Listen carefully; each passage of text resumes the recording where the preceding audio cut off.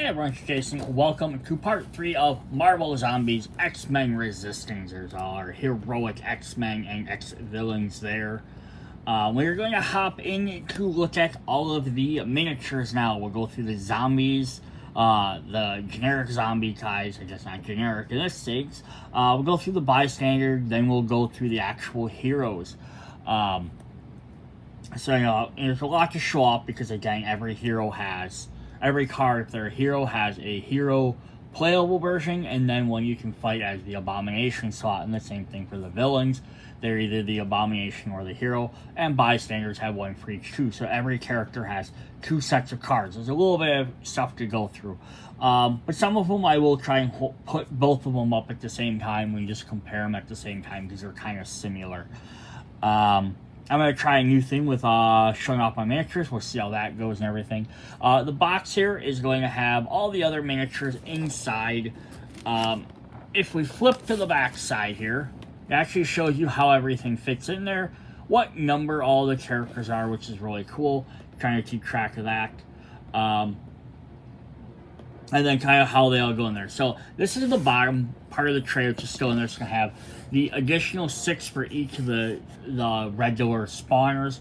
Plus they have a slot for all of the bystanders, which I've taken out. And then the top one then has one of each. So I just pulled out one. I'm not going to pull out every single one for all of these characters.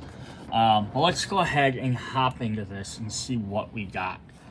So first what I want to look at here is we're going to look at the Sentinel Hand. So in the first video, I did go over some of the rules. I kind of just flew over this. I didn't really get too much into it at all. So we're going to go into a little bit more in this video. This is a cool little thing it has sitting on the board. It's a token you can interact with. It says Sentinel Hand Plasma Blast. Has a range of 0 to 2, which is pretty good. 2 range. Roll 3 dice for 3 accuracy. Each hit counts as 2 hits against a single enemy. Flip the token to its spent side. So the fact you roll 3 dice and you can potentially hit for 2 for every time, that's up to 6 damage. That's enough to take out, I think, just about every single superhero. There's a few exceptions. Juggernaut, I know, is one of them. But I'll take out most of them at a range. And then once you spend it, and we'll flip it to this side, we have the Sentinel Hand Throw. So it's 2 to range, has a range of up to 2, has an accuracy of 5, so a lot less accurate. It says roll 1 die for each enemy in the targeted zone. Heroes ignore this, or ignore for this attack, remove this token after the attack. So you can throw this. The heroes are going to be smart enough to dodge it. Regular zombies are going to get hit by it, but it can potentially... It's essentially 1 for each one that can take them all out. Hey, so that's not bad at all. Definitely do some extra damage there. So that's pretty fun that you can get one of those. Alright, we'll take that off the board. Then we will look at our first spawn card. Alright, so I'm just going to actually drop this off for a second. So here's our first spawn card. Here's our miniature. This is what I kind of wanted to try doing. See if he will focus. Oh, well, he might not. That was the issue. One issue I had was getting these guys to focus. All right, we'll just look at the miniatures then quick. That over there too. All right, so here's Jamie Madrox, the Multiple Man, as a zombie walker. So this is a fun walker to have because it kind of makes sense.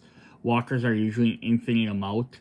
And what character would have a lot of versions around that would be hanging out around superheroes? Multiple Man. So it definitely makes sense.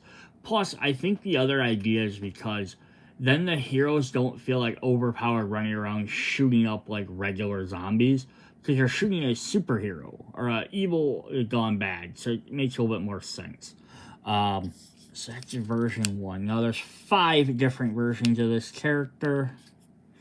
So here's version 2.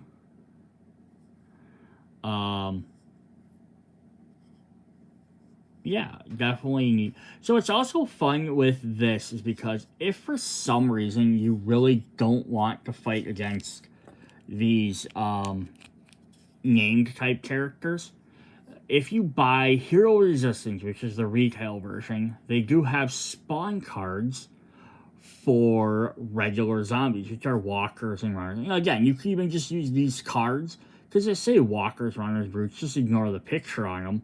But you can always add your regular zombie side zombies in there, which is really fun. But the other ones do have like more traditional. But again, even though they have the more traditional, they're gonna have like the one zombie that looks like one of the things, and then any zombie side game that has a picture, there's like 4 different versions of the zombies, so they all look different anyhow. Like each walker card only looks like one version. I think they look like, yeah, they look like this version here, or is it the next version? It's the next one I haven't shown. Yeah, the 5th one here. So this is what all the cards look like. But yeah, you could easily swap these out for your other zombies if you want to have different ones other than just multiple man. Like, might make sense if you're fighting at the X Mansion, which this set is, but if you're fighting in the streets of New York, you might want to just have, like, regular zombies or grab some construction zombies or a bunch of various different ones, and they can work all the same way. Alright, so those were all of those. We're just going to take a quick run through the deck here. So they're numbered at the bottom. And that's just because they have this separating into 2 stacks, kind of like easy and hard mode. So you can take out some of them if you want them to have less spawns. So we have 9, 8, 3, and 2. And then we have a 7, 5, 4, and 2. A 9, 7, 5, 3. And a 10, 8, 6, 4. So these guys, of course, are going to spawn pretty decently. They are the main ones. Then we do have some Walker Rush cards. They spawn, then they immediately activate with 8, 6, 2, and 4, and a 10, 8, 6, and 2. So those are our core 6 cards you would get. Then you just keep reshuffling them if you want. Then up next we have the Brutes. So there's one of our Brute cards. These are the Reavers. So this is a little bit different because multiple man was a specific character. The Reavers are just a group of cyborgs. So this one is very reminiscent of Bonebreaker, except Bonebreaker is usually a skinny guy with a white mohawk who usually wields guns. This is just more like a generic Reavery character, so he's a human cyborg built into a tank, but it gives him that bigger appeal that Brutes tend to have, without just, in general, making him a giant fat guy, which is how usually the Brutes used to always be. We're more or less just big, large people. So this is really cool. He has tank treads and all that. Very neat sculpt. This could also be interesting to introduce into, like, the opposite direction. I was saying you could bring zombies from your core game, modern zombie side, into this. You can do the same opposite of this. Take these guys, put them in the zombie side 2.0 Washington ZC set where you're at the military base. And have these guys with tank treads hanging out at the military base. That'd be kind of fun as well. Because they're not distinct enough with like X's or things like that you couldn't put them as generic other characters. Alright, so let's take a look at their cards. So we're going to have Brutes that summon a lot less than Walkers, because of course you don't want to fight too many of these at a time. 5, 4, 1, 1, 4, 3, 2, 2, and then we have Brute Rush, 4, 3, 2, 1, and 4, 3, 2, 1. So that gives us our different Brutes. Again, not very many, but they're just going to keep cycling through over and over and over. Alright, then we have our runners. These guys are the Hellfire Club soldiers. So yeah, the Hellfire Club were, they're basically like an elite group of mutants that kind of try and control everything sort of behind the scenes.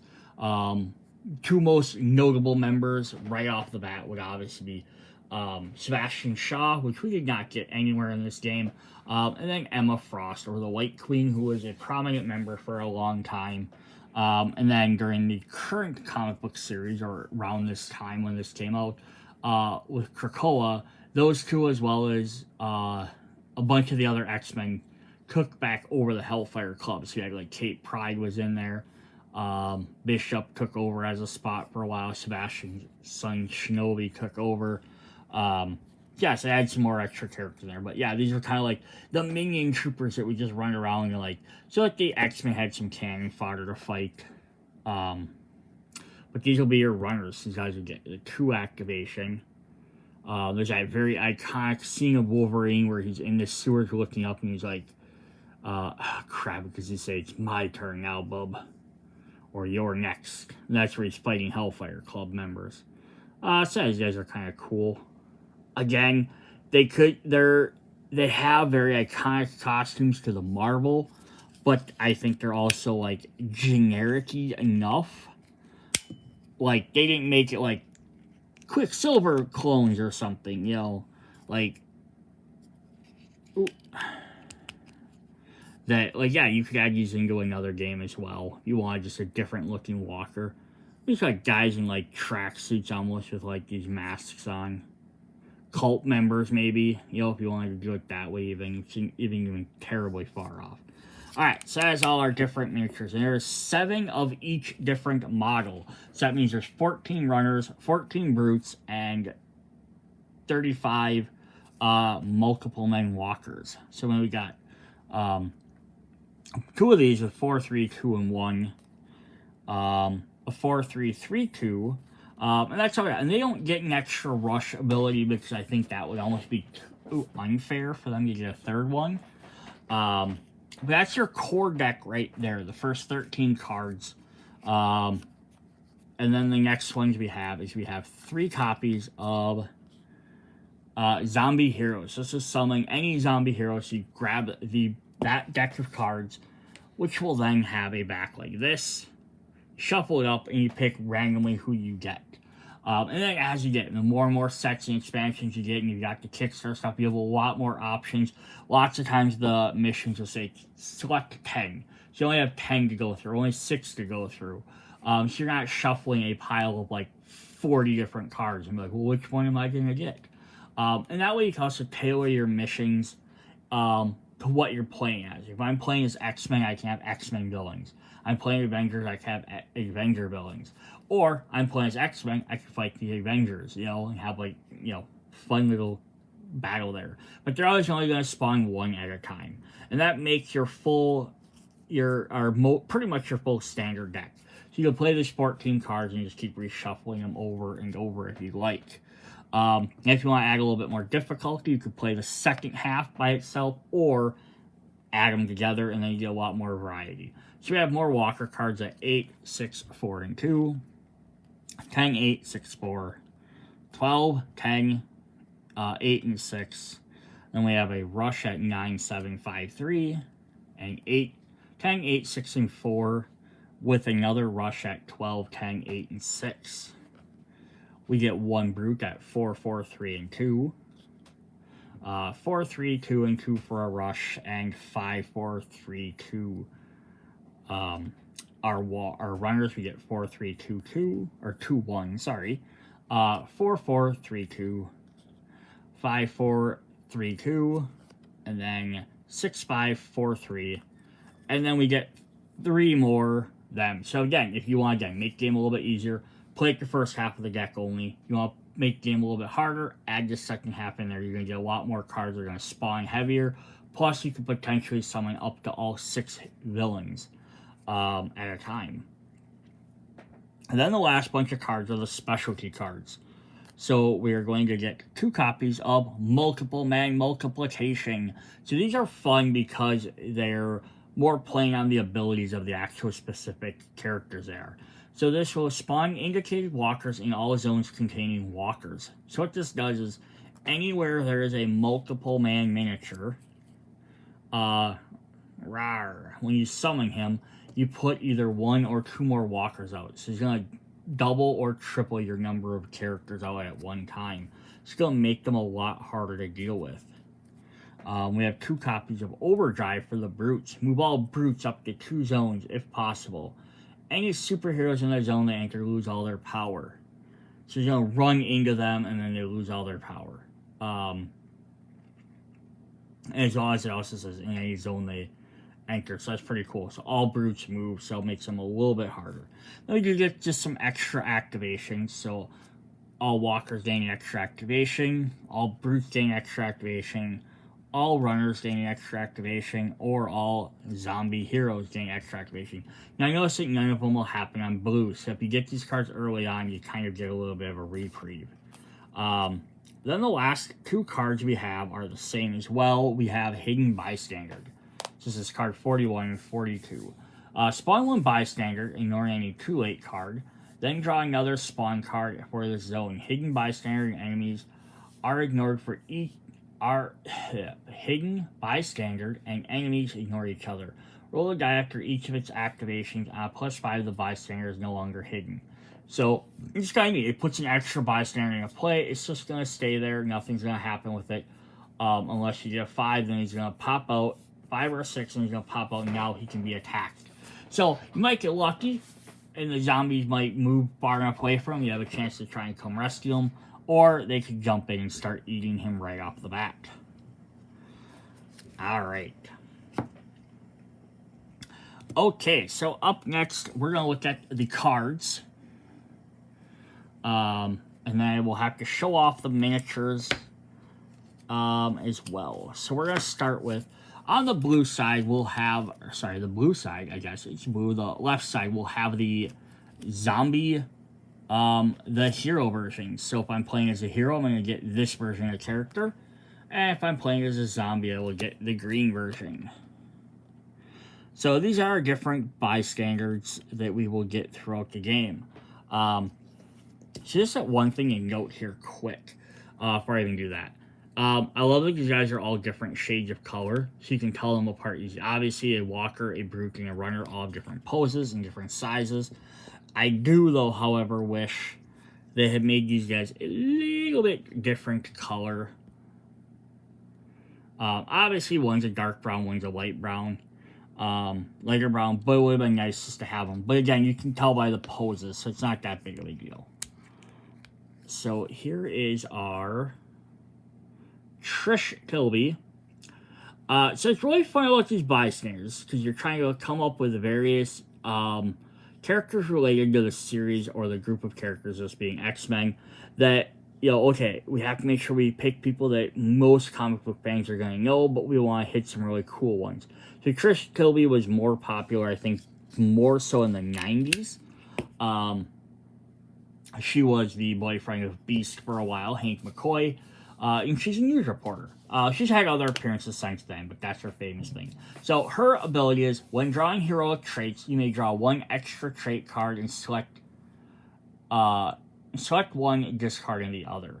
So basically, you draw 2 cards, and you get to choose between them. So it's kind of like playing off her reporter ability, you get extra things. And then the zombie version is the same thing, except you get zombie traits. So nothing terribly different. I think most of these are going to be, a lot of the time, very parallel to each other. Just with the different effects. Alright, so up next, we get good old Reverend William Stryker. Let's see if we can focus in on him quick. Yeah, there we go. So there's our good old Reverend. God loves man kills. Storyline where he's just been, you know, he's always been a pain in the X-Men side using religious overtones or undertones. I'm not sure which direction you call that. To try and defeat mutants. So he has, once during your turn, you may spend 1 power to select a zone within 1 range. Move any bystanders and superheroes from that zone into your zone, ignoring enemies. So basically, it's a taunt ability. Spend 1 power to move any bystander superhero from that zone into your zone, ignoring enemies. Or sorry, it's not a taunt. It's a pull ability.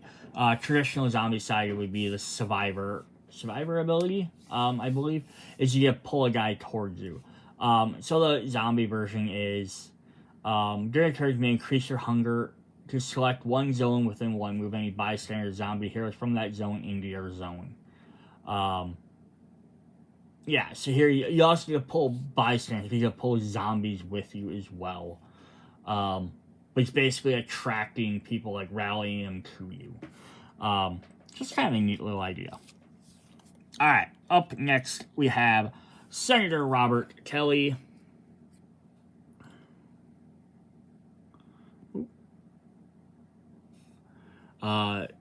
Good old assassination attempt on him. You know, I'm anti-mutant.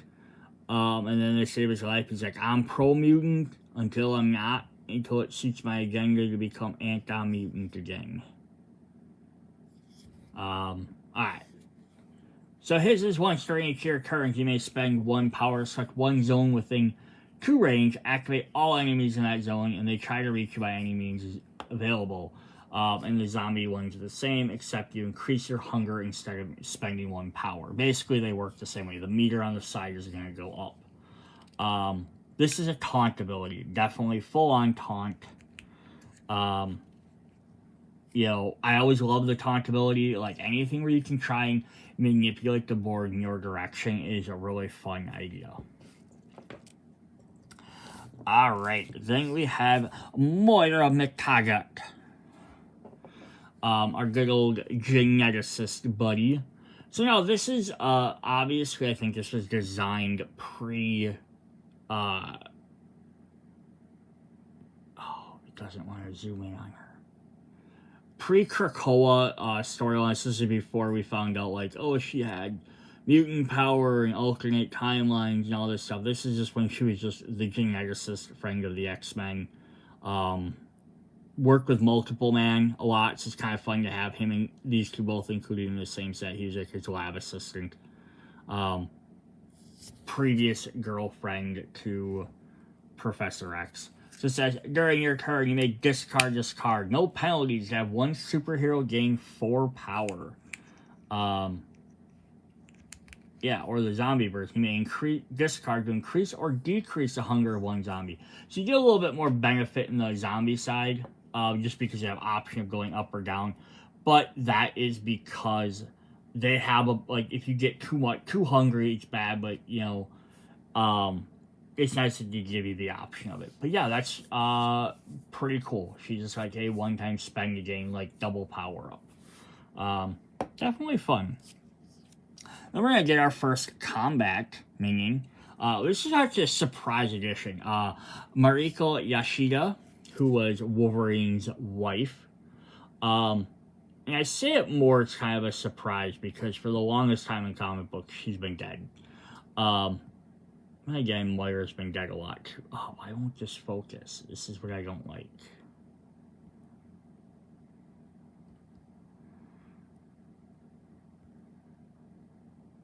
Because I don't want to have to keep pulling the cards off every time.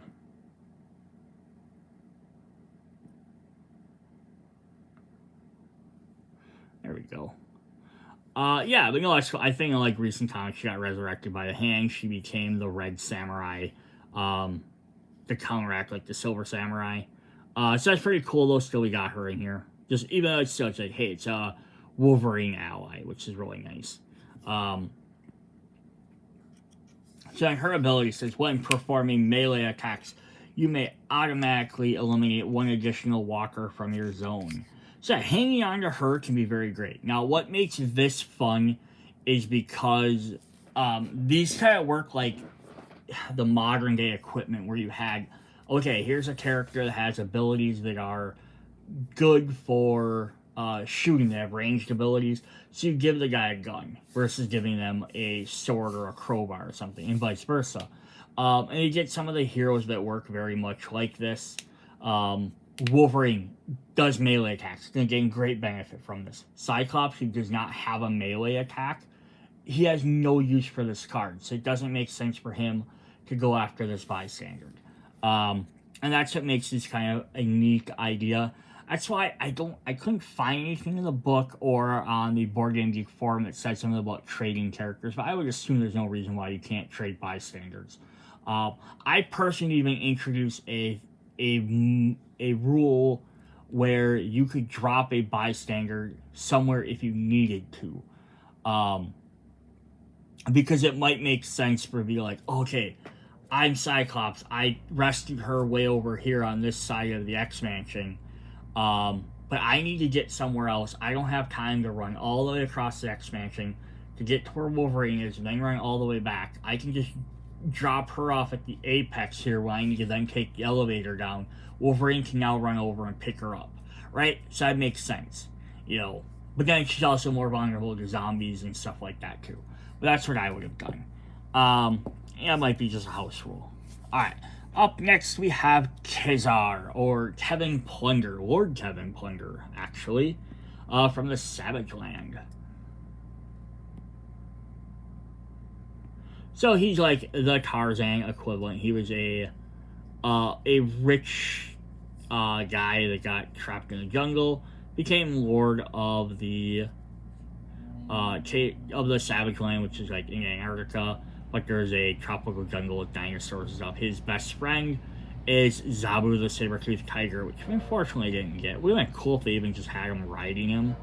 That would have been really neat. He has once during enemy phase. If an enemy moves into your zone, you may spend 1 power to perform a melee attack. And his zombie one, same thing, but it increases their hunger. So again, you know, some of these are just like recreations of the trait cards, but that is perfectly fine because the difference is traits work once, then go away.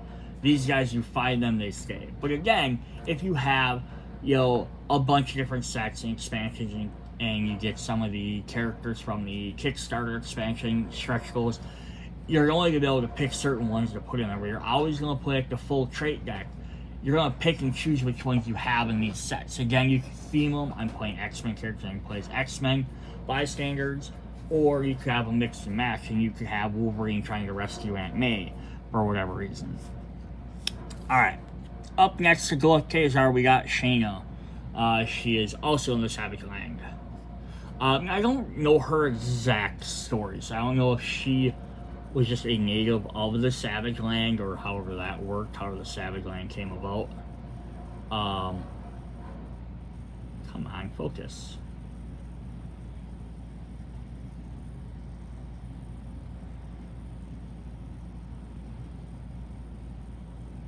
Yeah, or if she was like the same idea. There we go. Yeah, I love that she has a spear.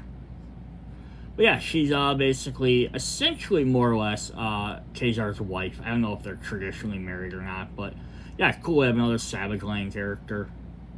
Too bad we didn't get like a map tile with the Savage Land. That would have been kind of fun as well. But maybe we can like repurpose one of the Black Plague ones for that. That'd be kind of fun. So she has is when performing a melee attack, you may spend 1 energy to have all enemies suffer -1 toughness to a minimum of 1. This is nice because it hits everybody instead of just, you know, 1 or 2 characters or selecting one. Alright. Our next bystander, who is also a combat one, is Callisto, leader of the Morlocks. Also helped aid Professor X for a time when he was recovering on Genosha. But yeah, she's more famous known for the leader of the Morlocks. She has a more or less like a luck-based ability, just generally just super skilled. Also like frenemy, I guess, of Storm, because Storm had to beat her to become leader of the Morlocks. So she always has like that begrudging respect for her. She's also really proficient with knives. But that's cool. We got a Morlock in there. Now we just gotta wait for our Artie and Leech, right? Alright, so we have when attacking, you may ignore target priority. Again, it's just to show up like she can silk around in the sewers, the Morlock tunnels, or she can, and again, that would be a cool set too. So if they make a year 2 of this or a season 2 of this, and they've already been playing around with like tops and bottoms and stuff, it'd be cool to have just in the like a continuation of the New York subway set from one of the expansions would be having the Morlock tunnels. Like you have more underground area like that to go off. They could like link into the X base somehow with a tile. That'd be kind of cool stuff there. That'd be really neat. Awesome. All right, so then we have Boulevard Trask. This is the men that created, or supposedly created, the Sentinels. Continuity keeps changing this.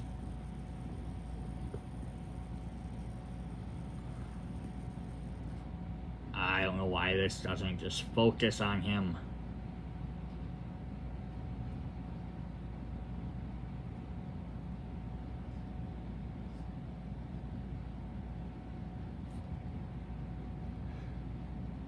So this is the men, one of the Trask family has run with the Sentinels. Oh, come on, camera.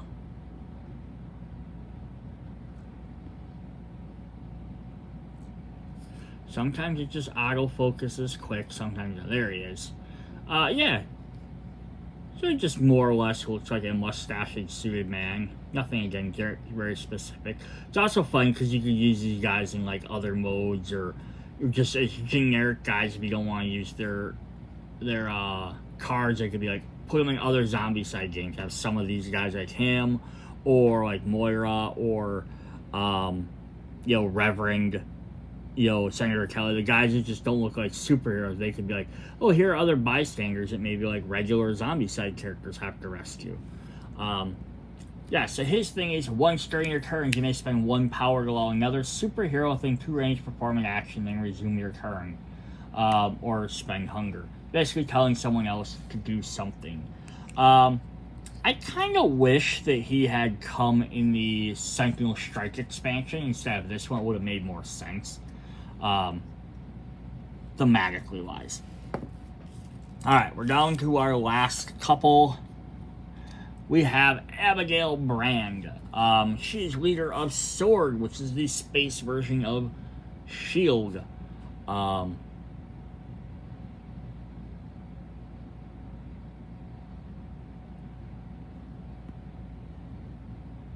don't remember what SWORD stands for. It's for, just basically patrolling the space for interdimensional threats and everything. She also dated Beast for a while. You can probably just make a group of characters that have dated Beast. This point, but yeah, this is a really cool design for her.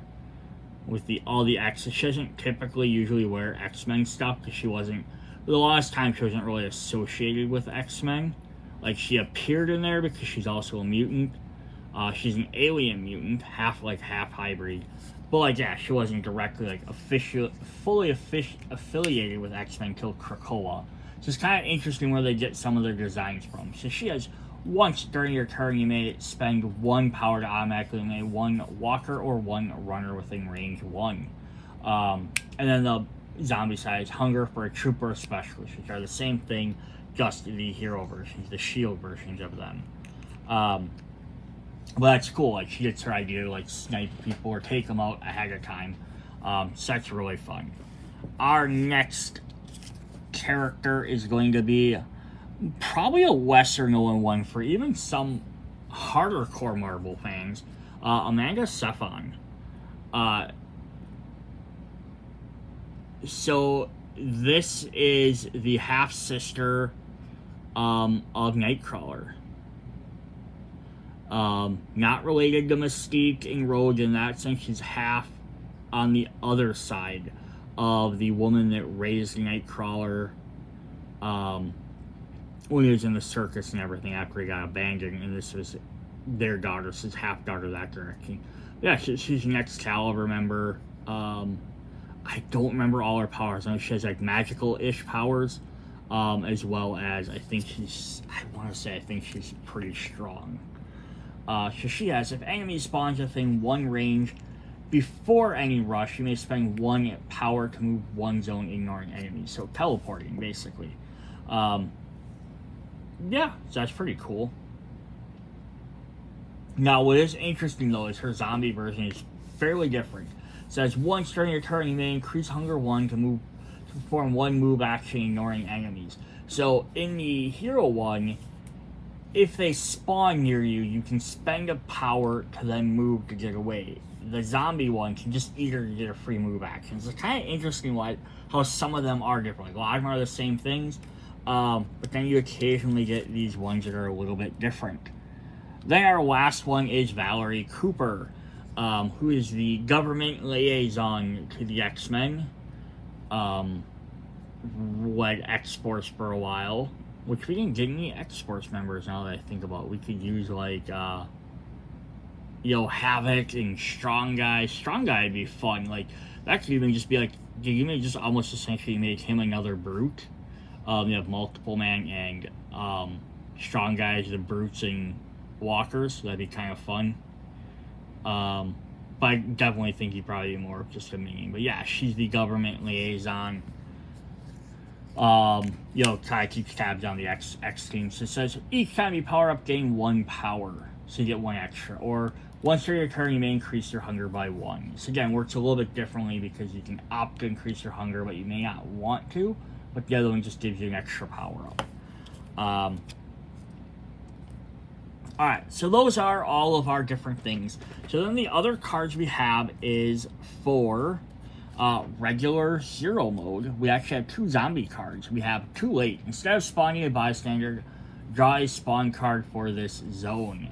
So you might end up drawing these bag cards, which kind of work like ambush cards or the traits, except they're a little bit different. And then the last 2 cards we have are Secret Mission 1 and Secret Mission 2. These just get mixed in where there might be bystanders or whatever. You draw them, they're going to do special things for the story. Now, if you're creating your own things, these are really fun because you could have, instead of just having the objective tokens, you could have these secret missions. You could create your own little specialized modes and stuff.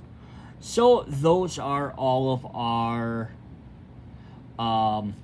different walkers and bystanders and zombies and all that. So now we're going to look at the heroes. We're going to go through the regular living heroes first, and then we will go through the zombie heroes second. Then after we went through all of their player cards, we'll look at their spawn cards.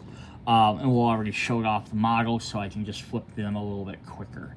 Alright, let me just move all these off to the side. We are going to start with Magneto. I love these characters because they have such cool bases. So there's Magneto hovering in the air, of course, as he's Magneto, with a bunch of missiles below him and around him. Definitely makes me think of, just seeing this always makes me think of the, like, one of the big first times the X-Men went and fought Magneto. They went and fought him at the, the Adirondack missile silo. I might be wrong on that. But yeah, they went and fought him there. So his abilities are, as a hero, he starts with shrapnel. I'll just kind of hold Magneto up here a little bit. So 0 to 1 range, 3 guys, 4 accuracy. He has Crush. Once during your turn, you may spend 1 power to automatically eliminate a walker or a runner, or 2 to eliminate a brute within 1 range. So that's cool, because every turn you're always going to gain 1 power no matter what.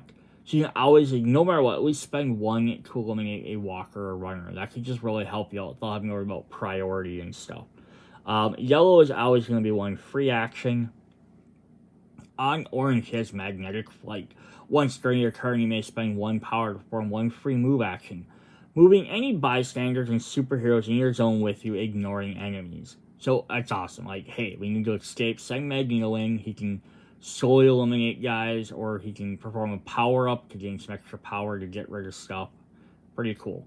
And then if he rescues a bystander, remember, he gains full power. So if you spent some of these actions, and then you rescue a bystander, you get full power. You could potentially do that a second time. And then Mutant Commander. Once during your turn, you may allow another superhero to perform 1 free action, then resume your turn. Again, super powerful ability. The ability to command guys, hey, Wolverine, open that door for me. So now Wolverine has to open the door. Enemies will spawn, but now Magneto can just fly in there and start attacking. He doesn't have to spend his actions opening the door. Which is really cool. Or have them activate a token across the board, like, hey, Wolverine got next to an objective token. Wolverine, activate that. Oh, sweet, it's the green one. It opens the green door. Now Magneto can be like, hey, I'm right next to the green door. I can just go ahead and walk in there instead of having to not do anything for a turn, waiting for Wolverine to come back to activate that. It's definitely cool. Alright, let's hop into our next character. We're looking at villains. Let's just jump into our next villain. We have Magneto, which is Eric Lenscher. But now we have, I don't know, I like saying their regular names. We have Mystique, Raven Darkholm. So this is really cool. I do find it weird that they gave her the ability to, like, shapeshift Wolverine's claws. Because, not that she can't. She 100% can. But they're not metal or adamantium, even if they look like it. Yeah, she has adaptive weapons, 1 to 3, 3 and 4. So, a little bit better accuracy than Magneto, but she has shapeshift.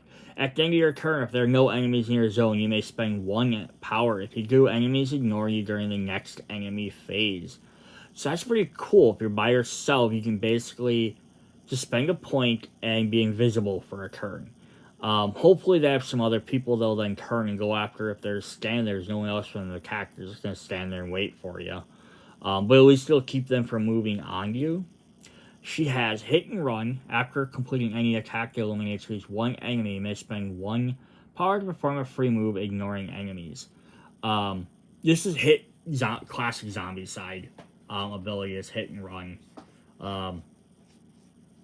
Yeah, so eliminating enemies. So this can be great because you can use it to either, my first action eliminated the last enemy in the zone. Now you can jump into the next one and start fighting right away. Or it could be, I've eliminated this enemy. I'm going to now escape and get the other direction. So it's cool because it can work either direction. And then necessary distraction. During your turn, you may discard your bystander, no penalties, to push all enemies in your zone into an adjacent zone, then perform 1 free action. Just pushing them is very powerful. That's a zombie side ability. It's shove, actually. But then also giving a free action for it, too. So she could shove people away and then shoot at them, or run away, or use her first ability to shapeshift. Push them away, and now there's no enemies in her zone. Now she can shapeshift. Like, use 2 actions to attack. By this time you have 4 actions. Use 4 actions, do a bunch of attacks. Oh, you're getting to eliminate everyone. Discard your bystander, push everybody, use your free action, to maybe move away or do a ranged attack, try and take out some more. Still didn't take them out, use your last ability to shapeshift. Right? Costs you an energy, but then that way you're not getting attacked. So that's pretty cool. Alright. We're going to jump into the old knucklehead, James Howlett, or Logan, the Wolverine, the Hugh Jackman. Well, he's on a tree. He's got his Weapon X helmet on the base. I love these bases so much. Like, if they're actually doing something instead of just standing there. Adamantium claws, of course. 3 dice, 4 accuracy, but it's a melee attack. He has Berserker Rage. When attacking with adamantium claws, add 1 to your dice result for each wound you have suffered. For each roll of 6, add +1 dice. These may generate additional dice. I love how these play off of traditional zombie side abilities. So he immediately gets to attack he gets 3 dice, right? But if he takes 1 or 2 hits before he can die, he can have 4 or 5 dice. Then every time he rolls a 6, he can add more dice, and he could keep rolling and rolling and rolling, which is pretty cool. In orange, he has Lash Out. Once during each enemy phase, when an enemy moves into your zone, you may spend 1 power to perform a free adamantium claw. So Wolverine's going to want to save his dice to do that. Also knowing with Berserker Rage, you can also spend 4 power to add, if you have up to 4 power, to add 4 extra dice as well. So you could have 4, 5, 6, 7, 8, 9 dice, potentially, with a bunch of 6s, which could get you more. So that's pretty cool. And at the bottom in red, he has Healing Factor. Start each of your end phases, you're going to start any amount of health. So if you get him into red, then let him run and take damage. You'll get hit once or twice, up Berserker Rage, then back him. The end of the turn, he's going to heal back up. Just make sure he doesn't take more damage than he can sustain. but definitely fun. I'm gonna guess that's a Canadian redwood that he's standing over, a conifer. All right, we have Aurora Monroe Storm, who has a lightning bolt, who has a range of 0 to 1, has 2 dice and 3s, not as powerful. It's an awesome effect there, that tornado blower, billowing cape. Definitely cool. The classic black, or the more modern, not classic, more modern black costume versus her classic, like, white costume. She has Gust. During your turn, you may spend 1 power and select 1 zone within 1 range. Move all enemies in that zone into an adjacent zone. So push everybody. Which is really cool. So now we saw Mystique had an ability like that too, which she could discard a bystander. Storm can just do it. He has Chain Lightning. Once during your turn, after attacking with Lightning Bolt, you may perform 1 free Lightning Bolt using the same number of dice as the initial attack. So what's crazy about this is, again, think about you could spend up to 4 power on this, right? So she's rolling 6 dice. Then you may perform it again for an additional 6 dice. Because it copies whatever it does. So you can save that until you can spend some power. Definitely do some decent damage. Inspiring. Once during your turn, you or one other superior thing to range may automatically gain 1 power and draw 1 heroic trait. Cool. So yeah, you can help someone else, or you can constantly give yourself 1 additional power. So you can use Gust or Up Lightning Bolt even better. And drawing a heroic trait can be helpful because it just makes you want to use them more often. Awesome. Alright, we have everyone's favorite Southern Belle, Anne Marie, or Rogue. One of my favorite characters of all time, so I'm happy she's in this set. Interesting, she's just flying over some trees. Hovering like an inch off the ground. I would have kind of cool if it looked like it was the top of the tree, like a bush or something. Like big old bush of the top of a tree, but that's alright. She has Mighty Punches. 0 range, melee of course. 2 dice, 3 accuracy. Knockout Punch. All enemies suffer -1 toughness against your Mighty Punch attacks. Once during your turn, you may perform 1 free open door action. So that's kind of cool. So basically she can run and she can punch doors open without an issue. But then she can also make everyone weaker. So granted, that means that your walkers and runners are still only going to be 1, but that means brutes are also now 1. She can take out those guys a lot easier. And that makes a lot of the heroes are going to be down to like 2, 3 or 2 health, because lots of them have 3 or 4. So that can make her a lot, basically just show her how strong she is. In orange, she has absorb abilities. During your turn, you may attack, or you may spend 1 power to copy any attack or unlock skill from any other superhero within 1 range until the end of round. That's pretty neat. So if she teams up with someone, she can use somebody else's attack again. This could be like reuse Magneto's ability, or somewhat like Wolverine's healing factor, right? She could borrow Wolverine's healing factor to heal at the end of the round if she needed to, or eliminate brutes and walkers. Like, gives her some pretty interesting viability. She just has to be next to them. I don't know how else you would do this, like defeating somebody else or having them, like more than just that 1 space away. But it's a great way to implement that. Then she has enhanced stamina. Once during your turn, you may perform 1 free attack or move action. She's just gonna be run up and be a melee tank running around. Keep her next to some of the other heroes that have like regeneration or maybe movement abilities. She can go if she needs to. She could definitely be a powerhouse to deal with. Alright, speaking of powerhouses, we have our final living character for this set, Colossus Peter Rasputin, the Russian Juggernaut, as it were. Except he's not Juggernaut, but he has become Juggernaut, so it's kind of adequate. The other guy's destroying this rubble. It's kind of interesting. The picture makes look that he's like breaking through all these like tiny rocks, and here it's like big giant pillars. I think the miniature looks better, where it looks like he's breaking down these pillars of this building as opposed to just like a bunch of rocks. But he starts with pummeling fists, with 2 and 3 for accuracy. Tough as steel is once during each enemy phase, you may ignore 1 wound you would receive. This essentially gives him a 4th health every turn, which is nice and powerful. Again, Rogue could steal that ability. Fastball Special. Once during your turn, you may spend 1 power to move one other superhero up to 2 zones, ignoring enemies. That superhero may then spend 1 power to perform 1 free action.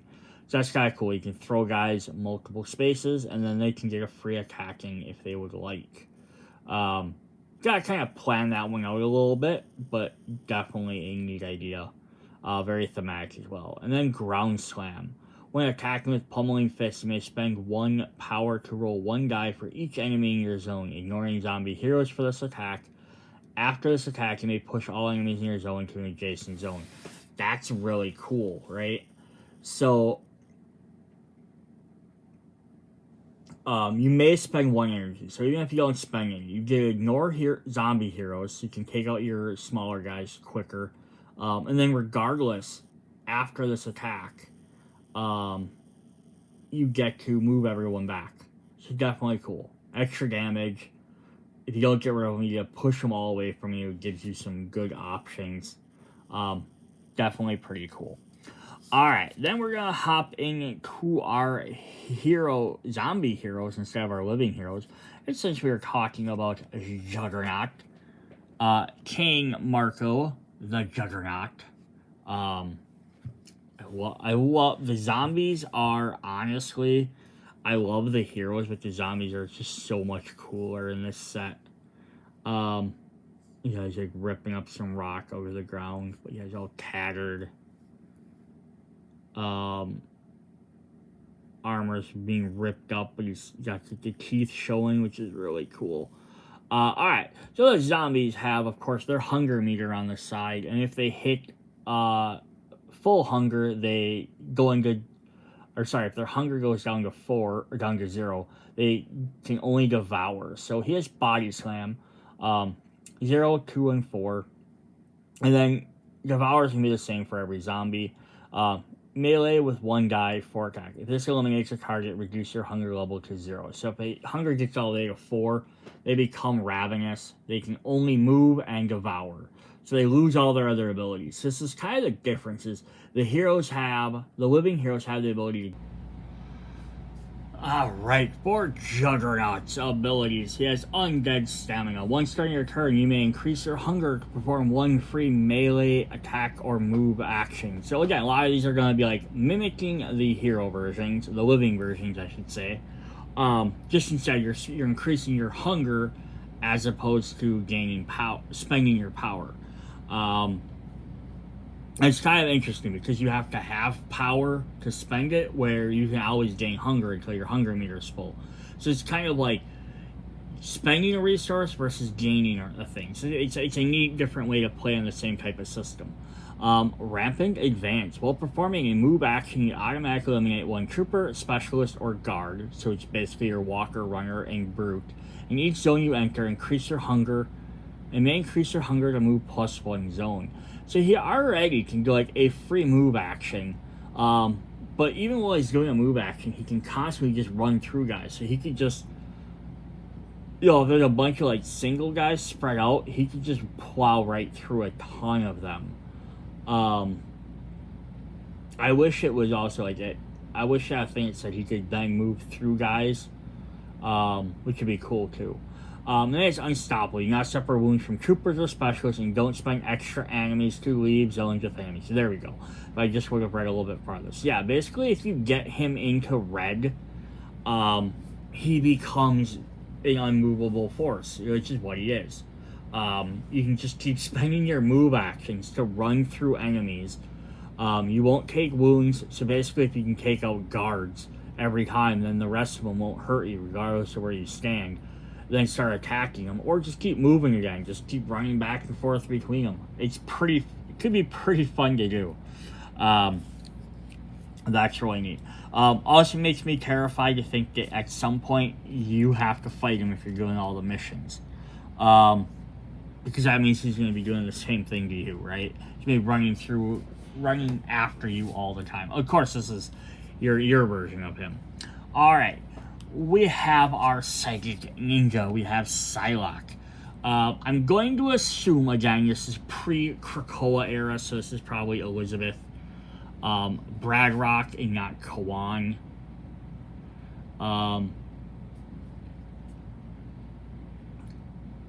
But I have no way of knowing for sure. They only included the one, but look at that undead because her sword just kind of hanging.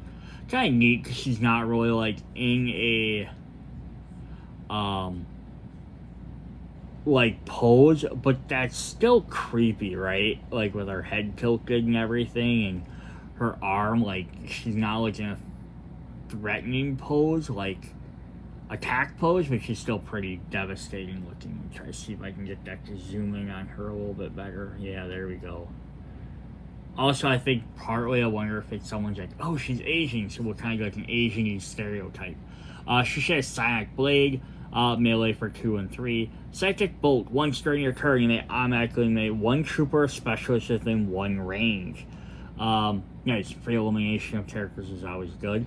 Psionic Energy, when attacking with Psionic Blade, you may increase the hunger to gain 1 range and have enemies suffer -1 toughness. Oh. Ugh, sorry. Just beat the crap out of my camera there. That's pretty devastating right there, right? And then Precognition. At the start of each round, you may look at the top card of the spawn deck and assign that as a spawn of any spawn point for the next enemy phase. Oh, so that's really cool, because what that lets you do then is you can pull it and you're like, oh, those are runners. Let's put runners on the other side of the board. Or that's a superhero. I'm going to put them way over there. Or it could be, oh, we drew the lower walker one, right? We only have 5 walkers. I can deal with that. Put them right next to Wolverine, or whoever, right? So that's pretty cool to be able to, like, anytime you can manipulate stuff is always really fun. Coming on her tails is someone who has tried to kill her before. One of my other favorite characters, Victor Krieg, the Sabretooth. I love that we can have, some of these back and forth things you can do, like right off the bat is, Wolverine versus Sabretooth, right? Just kind of fun.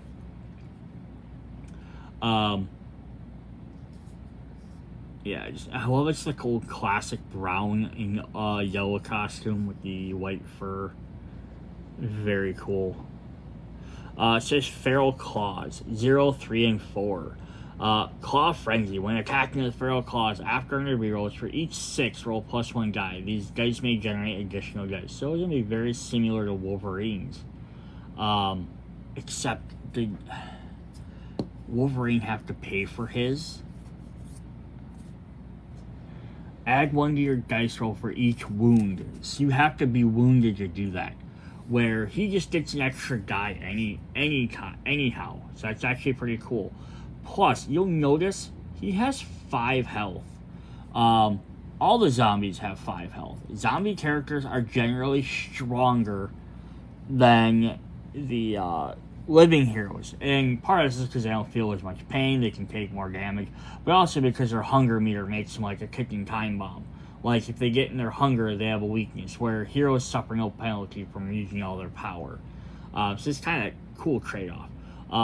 Insatiable Rage. You don't spend extra actions to leave zones with enemies. Once during your turn, you may increase your hunger from 1 free Feral Claw attack. That's cool. So yeah, he can just basically go wherever he needs to go, and then he gets spend hunger to gain extra free attacks. And then Undead Predator. At the start of each round, you draw 1 free zombie trait card, gain +1 die when attacking with Devour. Oh, that's neat. So he's not going to stay in Devour for very long, because he's going to get extra dice. Plus extra traits are really cool, so you can spend them a lot more. Definitely neat. Very cool hunter character. Also to go against Wolverine, we have good old Scott Summers, Cyclops, Slim. I love this zombie. So there's a Cerebro down there on the bottom, but there he is in more of his modern costume, but he's holding his head. And that's that wacky thing. It's like, technically, even though his head's not attached to him anymore, he can still use his optic blast, which somehow shouldn't work. But that's definitely a neat way to do that. So optic blast, range of 0 to 1, 2, and 3. Focused shot. When attacking with optic blast, you may increase your hunger to gain 1 range and ignore target priority. Awesome. Just 2 range and be able to just take out whoever you need to take out. Optic wave. Once during your turn after attacking with optic blast, you may perform 1 free optic blast on the same zone or a zone adjacent, respecting the attack's range. That's cool. So yeah, and then again, you can always spend another one to shoot next range. Otherwise, you assume it reverts back to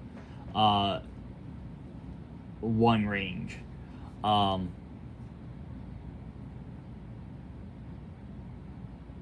Yeah, that's actually pretty neat. And then you just kind of like get a second shot for free.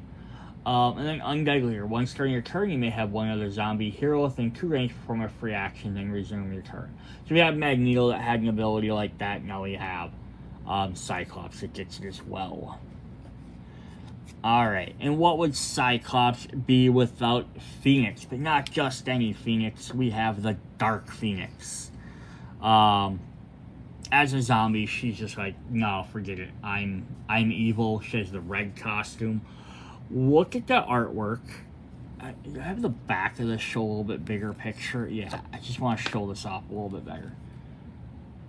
She has a bunch of fire and she's just burning skeletons. She's just whatever. She's roasting everyone. And that's her miniature is. Like, all these skeletons like around her and like burning flames. That is really cool.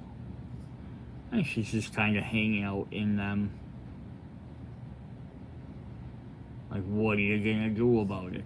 So she has Psychic Bolts. Range of 0 to 1, 2, and 3 dice. Telekinesis. Once during your turn, you may select 1 bystander, enemy, or zombie hero within 2 range and move them 1 zone. So basically, you may move anybody a zone. Towards you, away from you, left, right, up, down, whatever. Mass Incinerate. I almost said incarcerate. Mass Incinerate. When attacking with Psychic Bolt, you may replace your base stat with 1 die for each enemy in the zone before bonuses. Ignore superheroes for this attack. Okay, so it's really cool there. So normally she'll roll 2 dice, right? If there are 4 zombies in the zone, doesn't matter, or sorry, heroes. There are 4 heroes in the zone, enemies she's fighting. Doesn't matter if they're, the troopers, specialists, guards, or heroes. She gets to roll 4 dice instead. So basically, the more guys in an area, the more dice she gets to roll. So again, is a like sword master or gunslinger ability for regular zombie side. Basically, you gotta roll stuff for being a master in your weapon. And then Immortal Hunger. Each time you would suffer a wound, you may instead increase your hunger to prevent that wound. That's cool. Basically, using your health as a healing, your hunger as a healing mechanic or prevention. That's definitely fun. All right, then our final zombie, and then after these, we'll look at their summon cards, their ones. But we wouldn't, if we have fire, we have to have ice. We have one of the coolest sculpts in the game. We have Undead Iceman, who not only looks like ice, but he's performing an ice slide from an ice skull.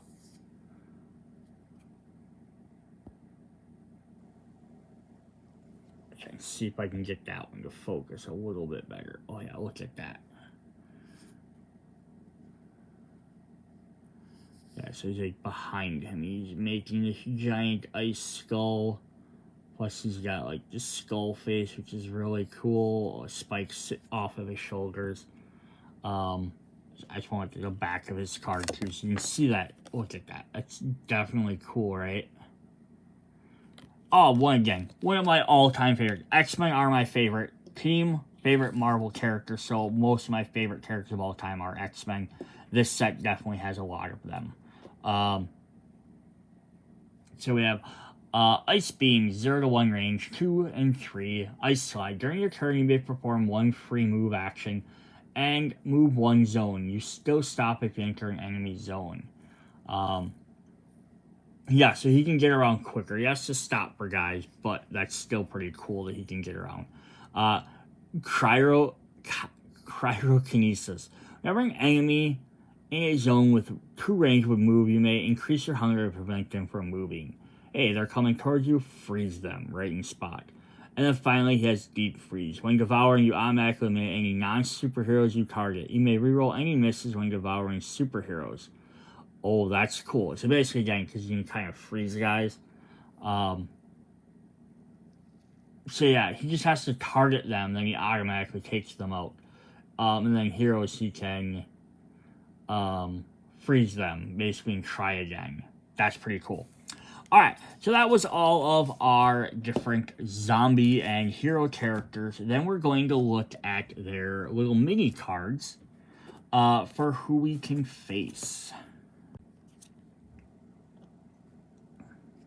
So if you are playing zombie mode, you might have to come up against Magneto, who has 3 health. He says when he activates, move all zombie heroes within 2 range to his zone. So he can bring all his heroes, all zombie heroes to him.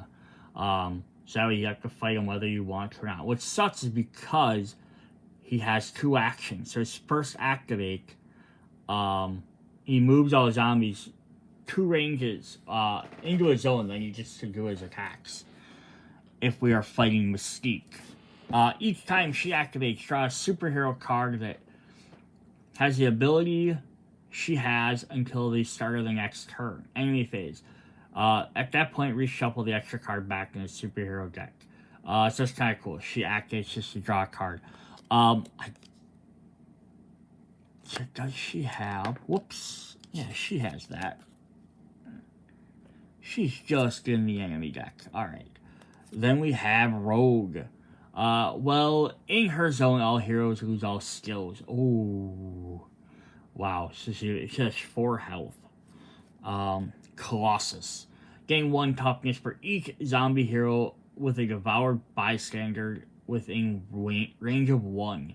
So, yeah, as bystanders start to fall, Colossus is going to get harder and harder to take down. Wolverine. If he is eliminated by a non-devourer action, lay his model on its side. During his next activation, he stands up and performs no action. So, nearly unkillable unless you devour him, which is really hard to do. And finally, we have Storm. She attacks with a range of 1, doing 1 wound to all zombie heroes within 1 range each time she attacks. And she gets 2 attacks, right? So she can do a lot of damage to a lot of people.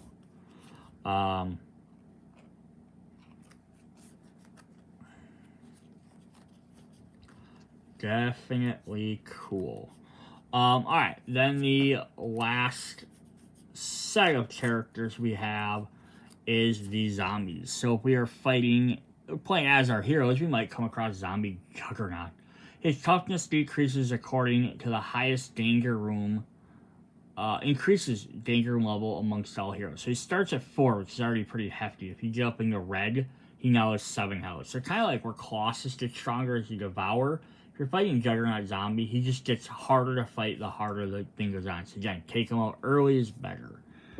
Psylocke. His superheroes from 2 range do not gain power at the start of their player phase. I love these abilities just because they're essentially your abominations from zombie side, but they have these fun little keywords. And I wish even abominations, like Kickstarter ones had these. I wish they just made cards like this for all of them. And I know some of the newer ones do, but I wish they'd even go back and fix it for all the older stuff. Because it's really fun just to have these characters have unique abilities, right?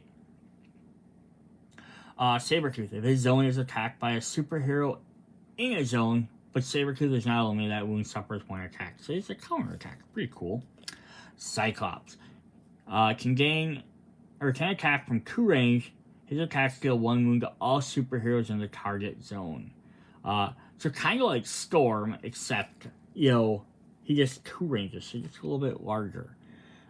Dark Phoenix, all superheroes within 2 range suffer 1 wound when she activates. Nice. And then finally we have Iceman. Superheroes attacks suffer -1 dice to the results within 1 range of him. So some of these guys are definitely like, we need to take out at a distance. Otherwise they're going to freeze us or shoot us or whatever to us, and we can't deal with that. But yeah, that is what we have for Marvel Zombies. I'm going to move this quick. Alright, so that was Marvel Zombies, X-Men Resistance. So yeah, if you are definitely looking, if you're more of a fan of the traditional zombie side game, you're going to play as a living character trying to take on zombies, you're going to want to pick this up, or at least hero mode, or Heroes Resistance. You can play it, have all the components to play as the heroes. I like this because the maps are fun. More X-Men characters are cool, but maybe you're not a fan of the X-Men. That's up to you. Again, if you don't want to fight these specific zombies and you have other zombie side games, you can easily swap them out for other modes. So this is what, just as a quick note, this is kind of like what the Heroes Resistance ones look like. So it's just a zombie in a suit. But it has the same back, so you could mix them into the other ones. So like the brutes are like construction workers, and the runners are jogging girls. Otherwise, they have a lot of the same stuff. They have like extra activations, rushes, superhero zombies, who all work the exact same. So if you pick up that Heroes Resistance version, you can go ahead and mix these into that deck. If you don't want to use any of those particular cards, or you just want to make your game a little bit more challenging. Alright, that's what we have for this video. Check out the original one. Check out a bunch of the other stuff I did looking at Marvel Zombies compatibility with other games. I'll probably maybe do an updated version of that now that I have all the sets. So let's check all the other expansions that are coming. See you guys later. Bye.